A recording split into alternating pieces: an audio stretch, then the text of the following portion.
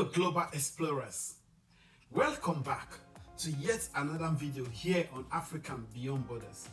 On this channel we talk about the sustainable development of Africa and how we can change the African narratives all around the world. We believe on this channel that until the African stories are told by Africans, there will continue to be a twisted narrative about Africa. What will you do if everything you've built over 17 years is suddenly wiped out? Can you imagine investing your life saving into a dream project only to see it demolished overnight? Are you looking into investing in Lagos and with this recent event you're discouraged? Are you looking into investing in Nigeria and you're not sure about the uncertainty? Stay to the end of this video as I share my opinion.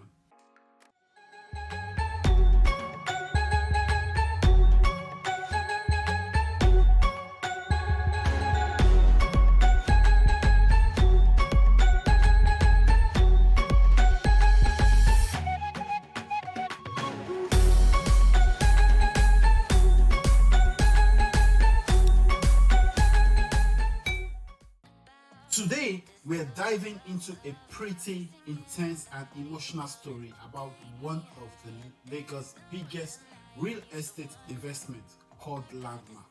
LandMark has been a major attraction in Lagos, Nigeria, a place that transformed an empty coastline into a world-class leisure facility. I know this news is not new to many of you anymore, but it has been a controversial discussion among so many investors. And so many people are scared, not knowing the next action the government might want to take. I promised myself not to do reaction videos anymore, but a subscriber of mine sent me this video from Wadamaya about this incident. I didn't know about it until I saw this video. So thank you very much for sending this video to me. And he said, Sammy, you always talk about the sustainable development of Africa and you're always pointing out investment opportunities in Africa, but see what has happened in Lagos. Now, let's go into this video and I will come back with my opinion. Stay tuned, don't go anywhere. Watch till the end.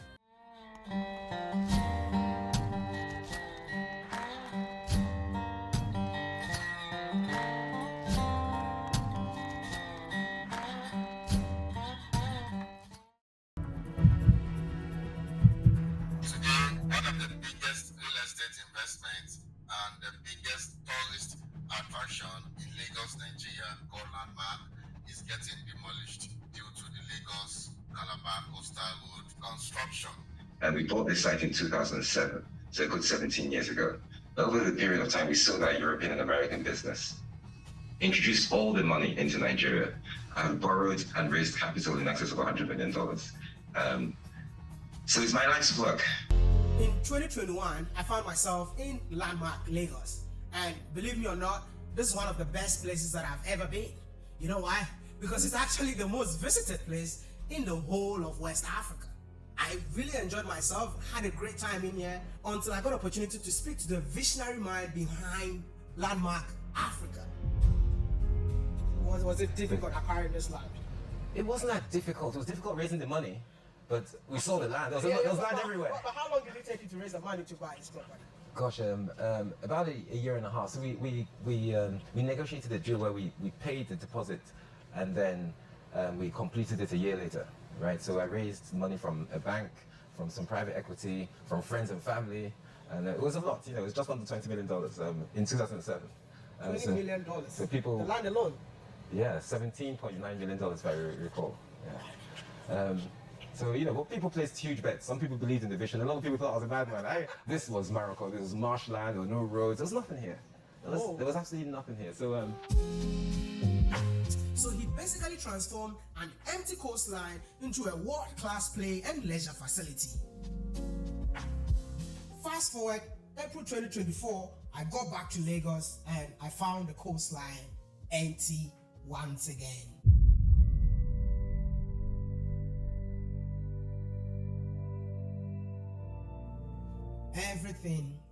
Everything he built was gone.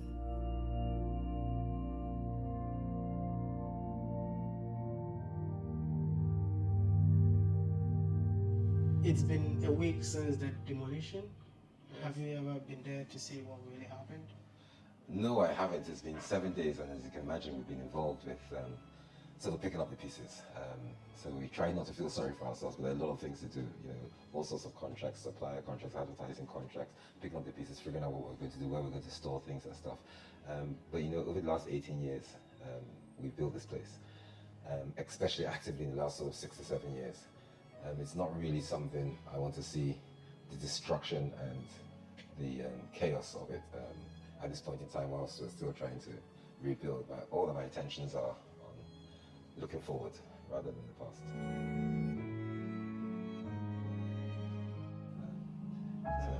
Are you trying to say that you don't have the heart to say what happened? Well, we don't know yet, but you know, people talk about mental state, and so far my mental state is still very good. And I don't know whether this is what can trigger it. So I'd rather not just see the destruction now, so I can focus rather than focus on the past and get bitter. It's better for me to just focus on a bright future. This is your first time here. Wow. What will you describe what you're seeing? Wow. How will you describe it? Wow. It's chaos. This is wow. Looks like this place was bombed. Wow.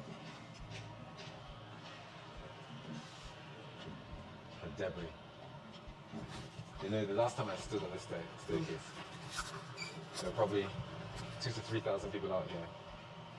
People having fun, children, adults, old people. So much activity, the golf carts running up and down the boardwalk, moving people around. Look at it, looks like a war zone. You finally gathered the confidence to see the demolition for the first time. Yeah, I don't know whether I really wanted to do this. You know, it's been just over a week, and I haven't been down here because I didn't really want to. I wanted to remember it in its glory and use that as a motivation to recreate it. You still have plans recreating it? Oh, without a shadow of a doubt, we're going to do something bigger and better. We have to re-provide these 4,000 jobs. We have to re-provide this tourism platform. The hopes and aspirations of a lot of thousands of people rest on us. So, you know, we've got to do it. We don't have a choice. Well, can you tell me what inspires you? You know, we've been here for 18 years, literally here. And I've watched the lives of so many people change. Not just the people who work here and interact with here, but the local community, even the people the service agents. Look, let me just give you an example. We sell 500,000 bottles of water a month. Right? If you think of the value chain that leads up to that. So think of things like the chicken, the paper cups, the straws, the foods, you know, people who come and clean the windows, that clean the soil. You know, the socio-economic activity is huge. Apart from that, just the lifestyle change. This is one of the only family-centric places, you know, literally on this coastline. You know, we sit here today and What is going through your mind right now, seeing this for the first time? A baby that you gave birth to, watch it grow, and today the baby is no more. So, you know, I didn't really want to come here because I didn't want it to drive me into depression, to be honest, right? Nah, I'm so sorry for bringing you out. No, but I am so sorry. But having said that, you know, coming here even inspires me more. You know, look, 10 days ago, there were thousands of people here visiting and enjoying a lifestyle, interacting with the waterfront. There were thousands of people working for a living. There were happy families. And there was a lot of socio-economic activity. 10 days later, it's rubble, right? You have to find a way to reconcile that in your mind. And when you reconcile it, you've got to find a way for it to motivate you to do something bigger and better. The hopes and aspirations of thousands and thousands of people rest on our ability to turn the corner on this. I mean, coming from Ghana, I know there's so many people from different countries that will be watching this video and they really want to understand why the demolition. So it's simple. You know, by the way, I've had 3 different African presidents call me to sympathize and to also invite me to their countries to do something similar, right? Yeah. You know, so one has to respect that someone has made a decision that the first 1.5 kilometers of this road is more important than the socio-economic activity that LandMark has created.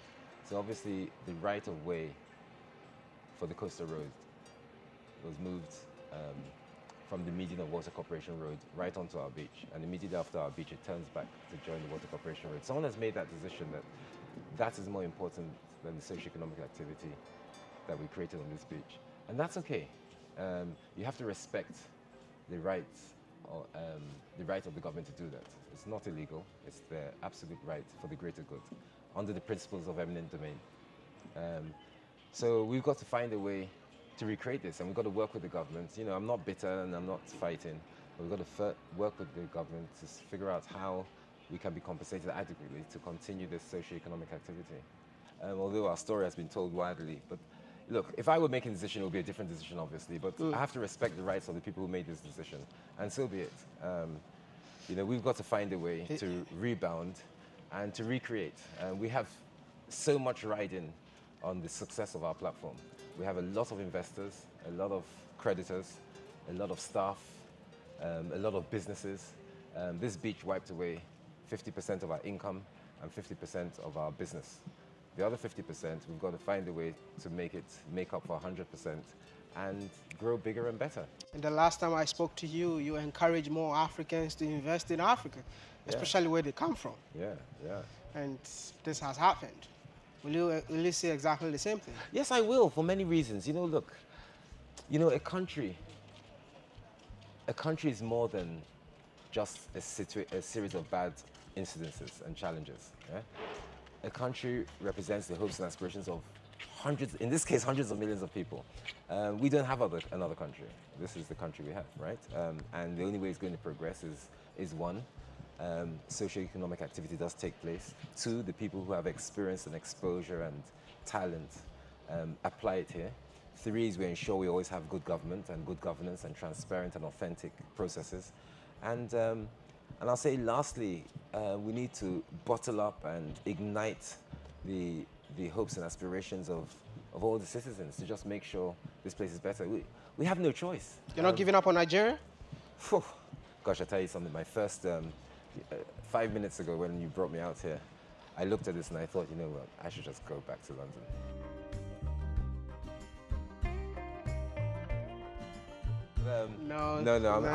I can't see how I can give up on Nigeria. I don't have another country.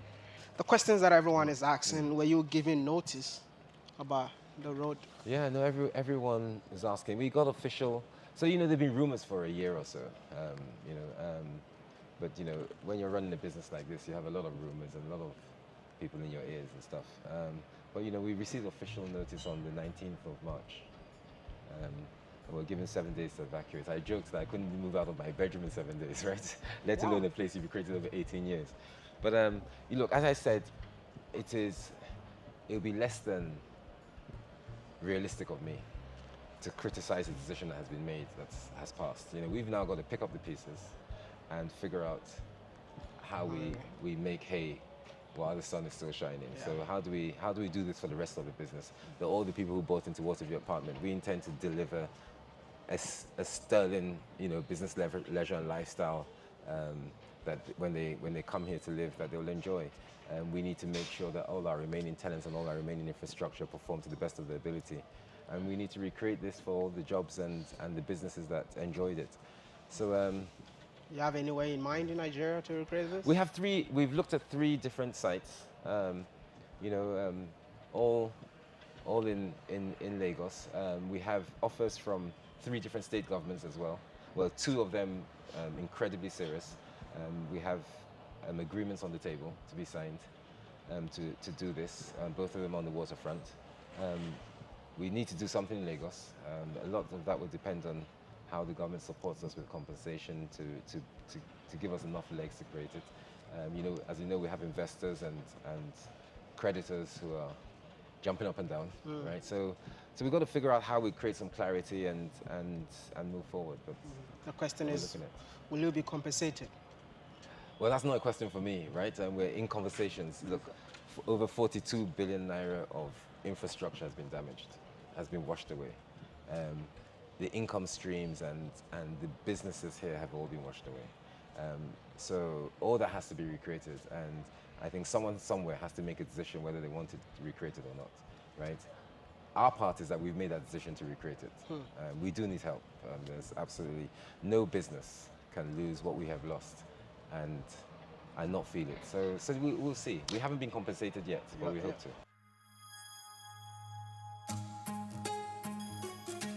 Your final message to Nigerians, especially landmark lovers? Well, the final message is, look, this is a disaster, and there are many disasters and there are many challenges. For us, it's a disaster. We're devastated, and we don't pretend not to be in pain. Having said that, we take this decision on the chin. We will need to work with the government and work with the stakeholders in the environment to create something bigger and better. And we will do that within the next 12 months. My hope is that if we do close on one of these sites that we've seen, we will create this leisure and lifestyle beachfront somewhere else, and we'll be open by Christmas. So watch this space, believe in us, trust in us, pray for us, support us, and we'll make sure we don't disappoint. We will deliver. The opportunity of a lifetime can only be realized in the lifetime of that opportunity, and that opportunity is right now. You will agree with me that it's quite disheartening for the decision of the federal government. Should there have been another alternative from avoiding this chaos? Would there have been a better decision from the side of the federal government to avoid all this destruction? Stay with me, and in the next video, you will see the plan that the federal government have had for the Lagos-Calabar coastal road. See the next video from Durubond that explains the plan that the Lagos state government has drawn out for the construction of the Lagos-Calabar coastal road.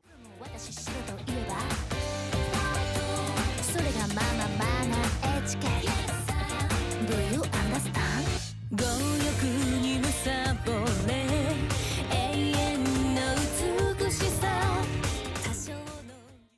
Today, as the Nigerian government begins construction of the 700-kilometer Lagos-Calabar coastal road, businesses along the coastal corridor are already counting their losses over the planned demolition exercise. Affected, and as well as my school, the primary school. Government gets a party, they will just come and scatter everything. We offended them. I have 5 children, nowhere to go. I don't have money to rent us. They destroy my house. This is not within the blueprint of Coastal Road in Lagos. They marked our house as being obstructive to Coastal Road right of way, and we have not. It is no longer known as the federal government of Nigeria has commented 700 kilometers Lagos-Calabar coastal road. Although the core purpose of this video is to show you the layout of the road, outlining the various businesses and houses that will be affected along this route. I'll quickly go over some basic facts. Like I said, the 700 kilometers, which will be divided into 4 phases. The first phase, which has currently started, will connect the Victoria Island of Lagos to the Bejuleki area of Lagos. The road will be constructed with pure concrete and will be partly funded by the federal government and then the construction company in charge of the project, which is High Tech. Now, before I go into my system to do an analysis of the road, I quickly like to point out some things, right? I'm not representing any government agency. I'm not a staff of any government agency. I'm a private individual who is actually interested in enlightening the public so that everybody knows what exactly is happening. With the recent announcement, there are a lot of uncertainties, a lot of fears, and I intend for this video to dispel some of those fears and provide clarity to a lot of people. Also, this alignment I'm about to show you, I got it sometime in February this year, right? And it has come to my information that a couple of people have been lobbying and liaising with the government to try and realign the road to protect their businesses and their houses. There might be some slight changes from what I have to what finally be done.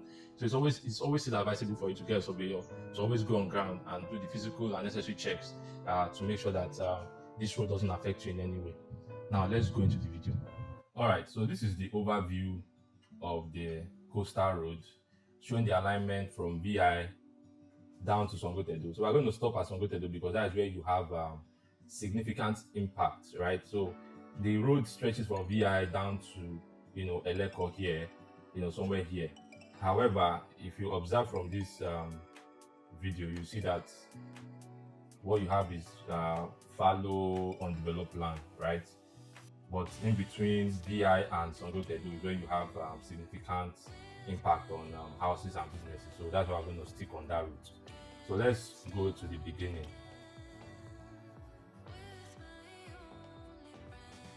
All right, so this is the beginning of the coastal road. It's at the intersection between Adetokunbo Ademola Road and Amadu Bello Way. So if you're coming inward Echo Hotel towards the Atlantic, it's at the road on the left at the end of that road. If you're coming from Amadu Bello Way towards Echo Atlantic, just straight down. There is this significant structure here, Koramo Beachwater Apartment, something like that. It's a very conspicuous project, white and brown buildings. You can't miss it. So just beside that, those two towers is where you have the coastal road. Where the coastal road starts from. So now we're going to trace the alignment and see how it affects homes and businesses. So in about 1.5 kilometers into the road, we have the first casualty, which are the beaches along Oniru Water Corporation Drive, right? So if you look here towards the bottom left, you have Oniru Private Beach. After Oniru, you have LandMark, and so Bidgu Beach, and so on. Now let's start from Oniru. So as you can see, Oniru, a significant portion of Oniru Beach, wasn't affected, right?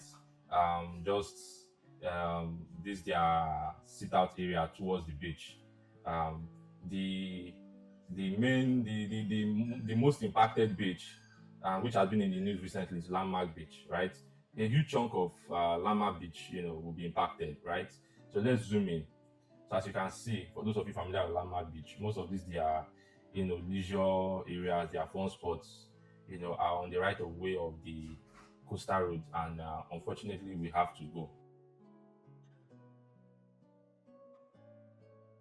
Then towards the Good Beach, Soul Beach, and so on.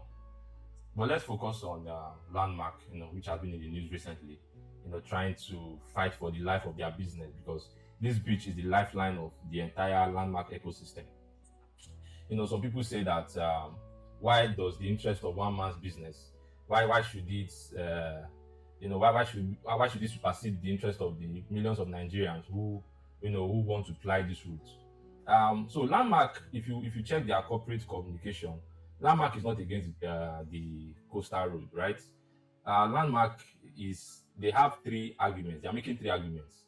First argument is that they are saying when they bought this land, they were aware of the coastal road, that this coastal road alignment has always been here.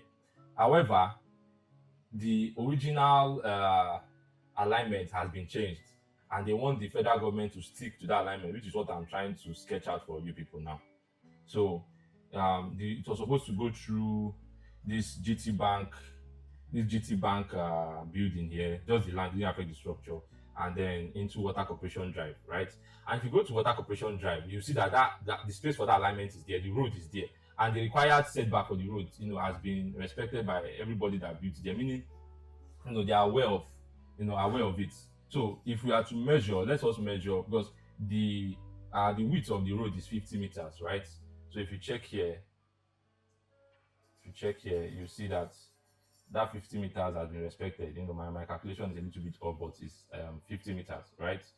Now let's look at this setback that has been left in this area. So let's measure from here to here. Forget my own sketch, it's just a rough sketch. You see that's about 62 meters on the road currently. Like if you go to Water Corporation Drive, you will see that setback alignment there. Let's go further down, right? Let's pick another place. Let's say here. So you can see, so there's enough allowance for the 60 meters or the 50 meters required setback for the coastal road. However, when I go on ground, there is a constriction somewhere. So there's a structure somewhere here that kind of like narrows the road and looks like it's not supposed to be there, but this is just me assuming, right? When we go to the road, and I would physically show you guys. So LandMark is saying that the federal government should stick to the original alignment, right? Or if for whatever reason they don't want to go this way, then they can shift this road further down. So rather than this blue line, as you can see, LandMark is also suggesting that the government does this.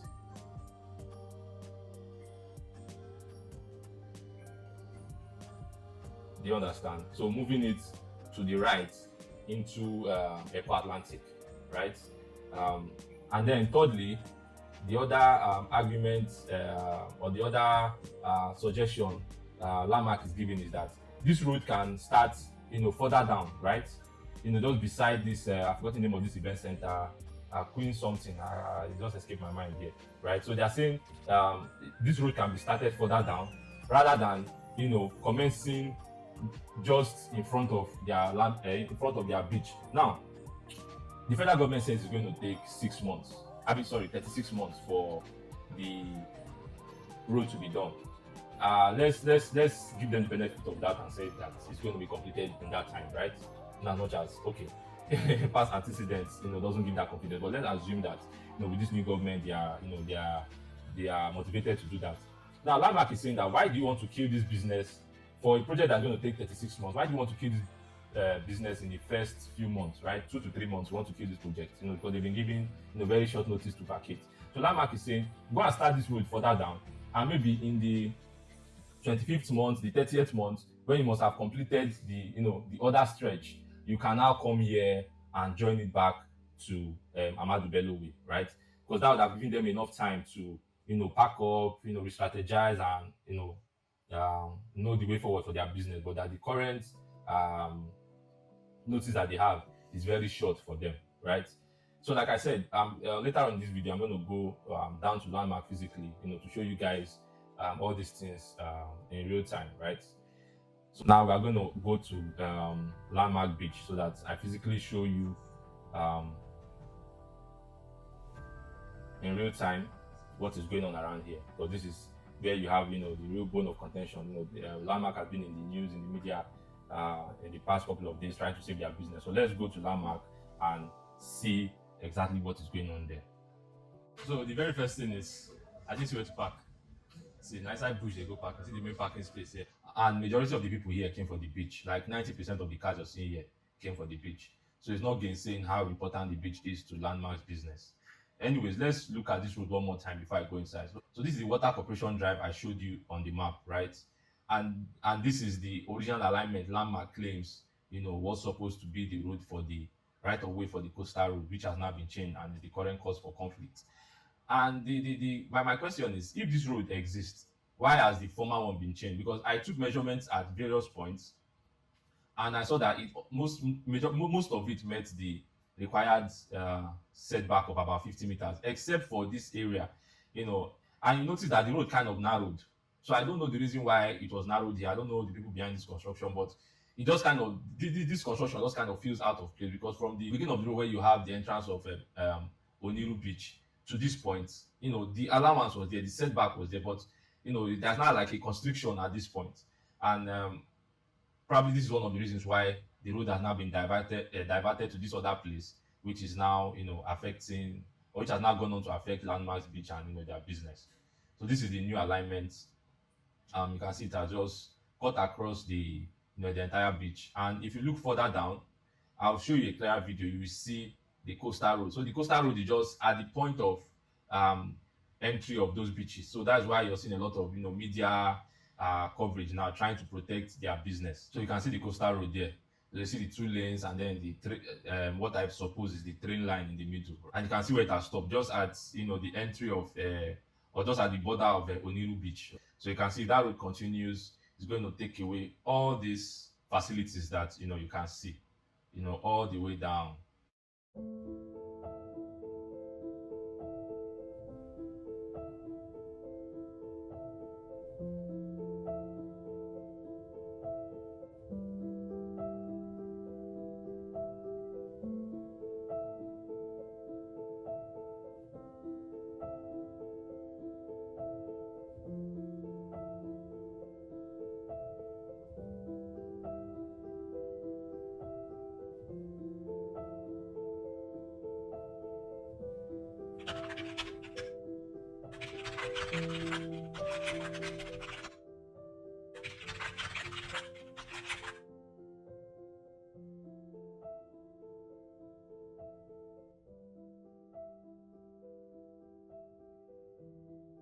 All right, so there were some questions I saw on Twitter, and I felt like I need to address. The very first question was if LandMark had or has valid titles to own this land. I saw a comment by one guy that was insinuating that these people built this project illegally.